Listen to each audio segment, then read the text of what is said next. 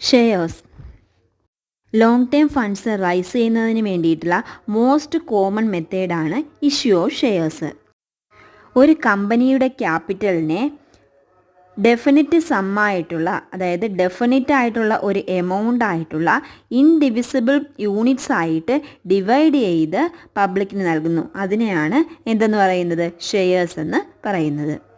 ആ ഷെയറിൻ്റെ എമൗണ്ട് ഒരു ഡെഫിനിറ്റ് സമ്മായിരിക്കും. അതിനെ വീണ്ടും ഡിവൈഡ് ചെയ്യാൻ സാധിക്കില്ല. ഇൻഡിവിസിബിൾ യൂണിറ്റ്സ് ആയിരിക്കും.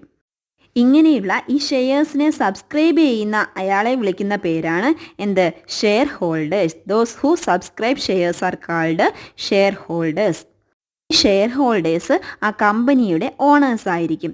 ഇന്ത്യയിൽ പബ്ലിക് ലിമിറ്റഡ് കമ്പനീസ് 2 ടൈപ്പിലുള്ള ഷെയർസാണ് ഇഷ്യൂ ചെയ്യുന്നത്: പ്രിഫറൻസ് ഷെയർസും ഇക്വിറ്റി ഷെയർസും. ഇനി എന്താണ് പ്രിഫറൻസ് ഷെയർസ് എന്ന് നോക്കാം.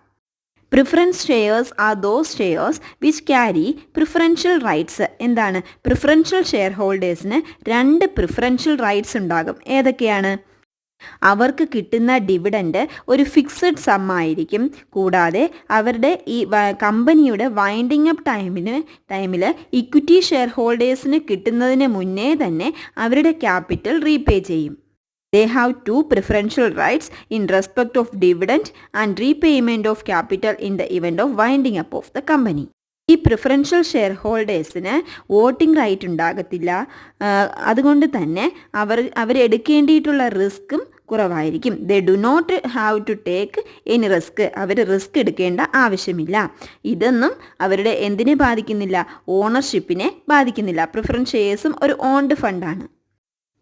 ഈ പ്രിഫറൻഷ്യൽ ഷെയർ ഹോൾഡേഴ്സ് എൻജോയ് ചെയ്യുന്ന ഈ പ്രിവിലേജസ് ഒന്നും തന്നെ ഇക്വിറ്റി ഷെയർ ഹോൾഡേഴ്സിന് കിട്ടുന്നതല്ല. എന്തൊക്കെയാണ് 2 പ്രിവിലേജസ്? അവർക്ക് ഫിക്സഡ് എമൗണ്ട് ഓഫ് ഡിവിഡൻഡ് കിട്ടുന്നു. ഈ വൈൻഡിങ് അപ്പ് സമയത്ത് ഇക്വിറ്റി ഷെയർ ഹോൾഡേഴ്സിന് ക്യാപിറ്റൽ റീപേ ചെയ്യുന്നതിന് മുന്നേ തന്നെ പ്രിഫറൻസ് ഷെയർ ഹോൾഡേഴ്സിന് റീപേയ്മെൻറ്റ് നടത്തുന്നു. എന്തിൻ്റെ? ക്യാപിറ്റലിൻ്റെ.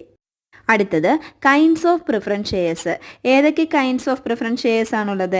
Cumulative preference shares, non cumulative preference shares, participating preference shares, non participating preference shares, convertible preference shares, non convertible preference shares and irredeemable preference shares. ഏതൊക്കെയാണ്?